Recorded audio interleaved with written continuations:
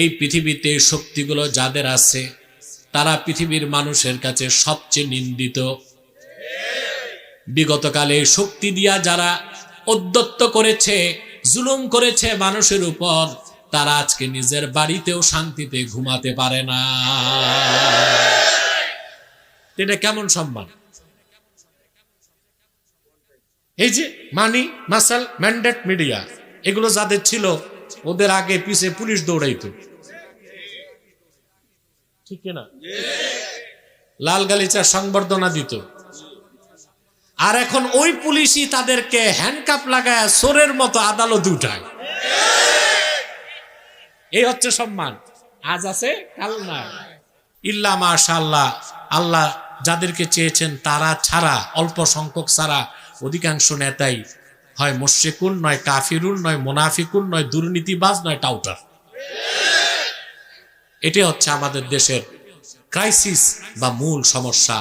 যেদিন আমরা সকল স্তরে ইমানদার, বিশ্বাসী, চরিত্রবান, ভালো মানুষদেরকে নেতৃত্বে বসাতে পারবো, সেদিন আমাদের দেশের চেহারা পাল্টে যাবে। এই মূল সংস্কার না করে ঐকমত্য কমিশনে বসে 9 মাস না 9 বছর বসে মিটিং করলেও কোনো আদতে সংস্কার হবে না। বাংলাদেশের 1000 বছর আগের ইতিহাস দেখুন, এখন পর্যন্ত কত রাজা বাদশাহ শাসক চলে গেল, তাদের কোনো ইতিহাস নাই।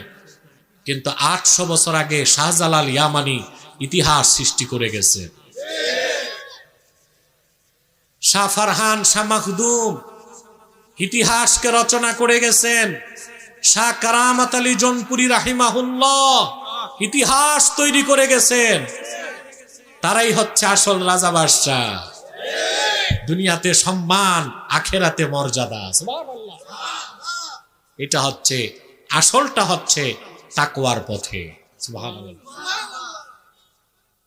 আমরা ওই 4টা চাই না, আমরা ওই 4টা চাই যেটা আল্লাহ দিবেন। রাহমাত, ইজ্জত, 3 নাম্বার কুওয়াত। শক্তি কে দেন? আল্লাহ যে শক্তি দেন, এটা মোকাবেলা করা যায় ভাই? ফেরাউন ছিল প্রচন্ড ক্ষমতাধর এক কুলাঙ্গার। তার যে টেরিটরি, ভূখণ্ড ছিল মিশরে 9.5 লক্ষ বর্গ মাইল। কত বড় টেরিটরি! তারপর তার ছিল ঘোড়সওয়ার বাহিনী 80,000। ফেরাউনের আবার উপদেষ্টা পরিষদ ছিল। এখন আছে না উপদেষ্টা পরিষদ? ফেরাউনেরও ছিল। হাসলেন কেন? ফেরাউনের পলিটিক্যাল অ্যাডভাইজার, রাজনৈতিক উপদেষ্টা ছিল হামান, আর তার ফাইন্যান্সিয়াল অ্যাডভাইজার